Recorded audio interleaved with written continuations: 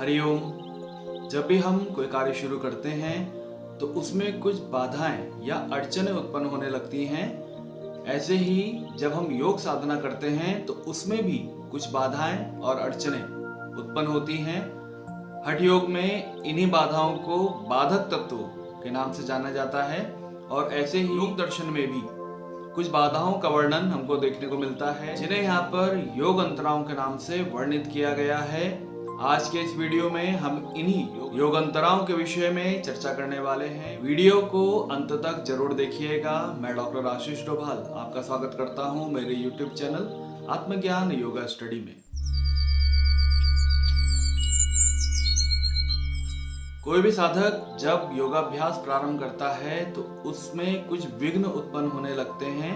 इन विघ्नों को योग दर्शन में अंतराय कहा गया है और एक साथ जोड़ने पर कि योग में उत्पन्न होने वाले विघ्न हैं, इसलिए इन्हें योग अंतराओं के नाम से जाना जाता है।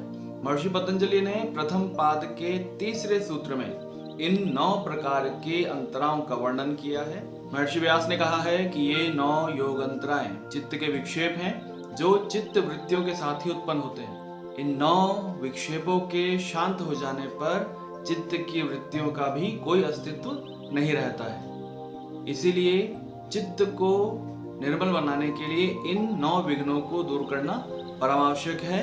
इन योग अंतराओं का वर्णन करते हुए महर्षि पतंजलि कहते हैं, व्याधि स्त्यान संशय प्रमाद आलस्य विरति भ्रांति दर्शना लब्ध भूमिकत्वानि नव स्थिति तत्वानि चित्त विक्षेपास्ते अंतराय। अर्थात व्याधि स्त्यान संशय प्रमाद आलस्य अविरति भ्रांति दर्शन अलब्ध भूमिकत्व और अनव स्थिति तत्व, ये 9 चित्त के विक्षेप हैं और वे ही अंतराय अर्थात विघ्न स्वरूप है। आइए जानते हैं सबसे पहले व्याधि के विषय में। व्याधि अर्थात किसी प्रकार का कोई रोग या बीमारी का होना।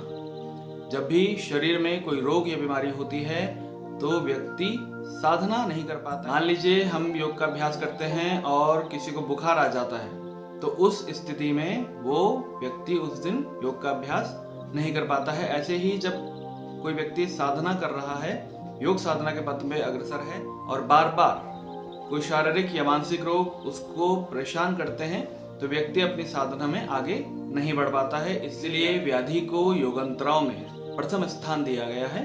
दूसरा जो विघ्न है वो है स्त्यान। अकर्मण्यता को स्त्यान कहा गया है, अर्थात किसी व्यक्ति में कोई लक्ष्य पाने की इच्छा तो है पर वो उसके लिए कार्य नहीं करना चाहता। यानी सपने तो बहुत बड़े बड़े हैं लेकिन उसके लिए मेहनत या प्रयास नहीं करना चाहते हैं। इसी को योग दर्शन में स्त्यान कहा गया है कि योग साधना तो करना चाहते हैं, समाधि की स्थिति प्राप्त तो करना चाहते हैं लेकिन उसके लिए प्रयत्न नहीं कर रहे हैं, प्रयास नहीं कर रहे हैं। इसको स्त्यान कहा गया है। तीसरा जो विघ्न है वो है संशय अर्थात डाउट। जब हम अपनी साधना पर शंका करने लगते हैं, उसमें डाउट करने लगते हैं कि ये साधना हम ठीक कर रहे हैं कि नहीं कर रहे हैं या ये इससे कुछ होगा कि नहीं होगा, तो भी वो साधना पूर्ण होना कठिन हो जाता है और इसलिए संशय को भी विघ्न के अंतर्गत रखा गया है। अगला जो विघ्न है वो है प्रमाद।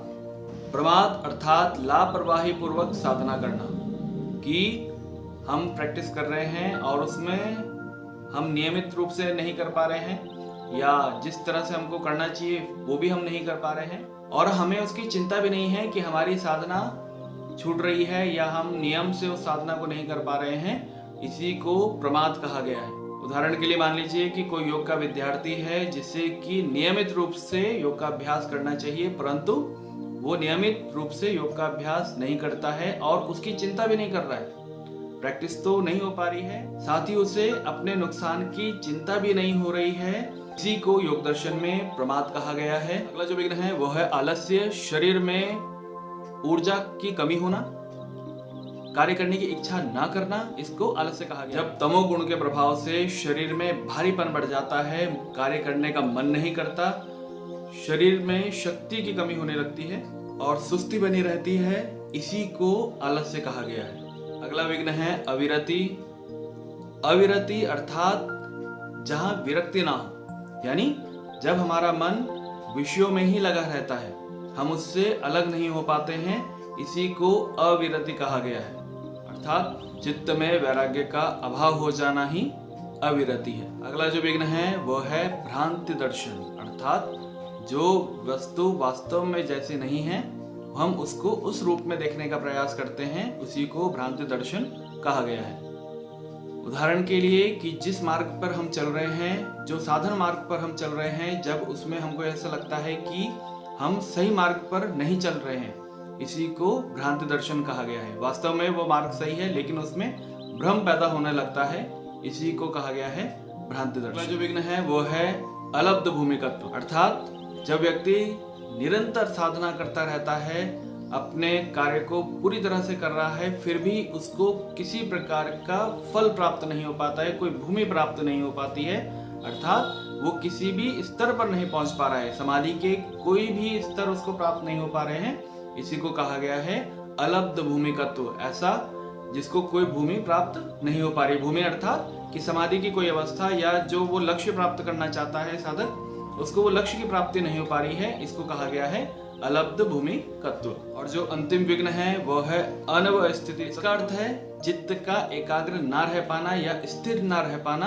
अनवस्थिति तत्व है, कि कोई साधक जो साधना कर रहा है वो किसी स्तर पर पहुंच गया है, एकाग्रता उसने प्राप्त कर ली है, लेकिन वहां पर वो निरंतर नहीं बना रह पा रहा है। कि मान लो उसने समाधि की अवस्था प्राप्त करी, लेकिन उसके मन में पुनः से वृत्तियां उत्पन्न होने लगी और फिर से वो अपने जो लक्ष्य उसने प्राप्त किया था उससे वो भटक गया, तो इसको अनवस्थिति तत्व कहा गया है। अगर साधारण शब्दों में इसको समझने का प्रयास करें तो कह सकते हैं कि जब हम किसी स्थिति को प्राप्त कर लेते हैं लेकिन एकाग्रता के अभाव के कारण, मन के अवरोध के कारण उस स्थिति में लगातार नहीं बने रह पाते हैं, उसी को अनवस्थिति कहा गया है। इस प्रकार हमने इन 9 योग अंतराओं के विषय में बात की। अगर इसको संक्षेप में समझना चाहें तो व्याधि है शरीर में किसी रोग का होना, स्त्यान है कार्य करने में असमर्थ होना, संशय है विश्वास न करना, जिस मार्ग पर हम चल रहे हैं उसमें आशंका बने रहना, उस पर विश्वास न करना ही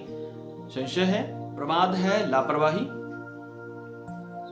आलस्य है शरीर में भारीपन या कार्य ना करने की इच्छा, अविरति है विरक्ति का भाव या वैराग्य का अभाव, भ्रांति दर्शन है मार्ग सही होने पर भी उसमें भ्रम हो जाना, शंका हो जाना, इसी को भ्रांति दर्शन कहा गया है। अनवस्थिति तत्व है कि किसी भी लक्ष्य की प्राप्ति ना हो पाना, तत्व है लक्ष्य की प्राप्ति हो चुकी है लेकिन वहां पर लगातार बने नहीं रह पा रहे हैं। इस प्रकार ये 9 योग अंतराएं साधक की साधना में बाधाएं उत्पन्न करते हैं। इनके अतिरिक्त 5 उपविक्षेपों का भी वर्णन महर्षि पतंजलि ने अगले सूत्र में किया है। दुख दौर्मनस्य अंगमय जयत्व श्वास प्रश्वास विक्षेप सहभुव, अर्थात दुख दौर्मनस्य अंगमय जयत्व श्वास और प्रश्वास, यह उपविक्षेप है। इन उपविक्षेपों का विस्तृत वर्णन मैं अपनी अगली वीडियो में आपके लिए लेकर आऊंगा। आशा करता हूं आज की ये वीडियो आपके लिए सार्थक सिद्ध होगी। फिर से एक नए विषय के साथ आपके सामने प्रस्तुत होऊंगा। तब तक के लिए धन्यवाद। हरि ओम।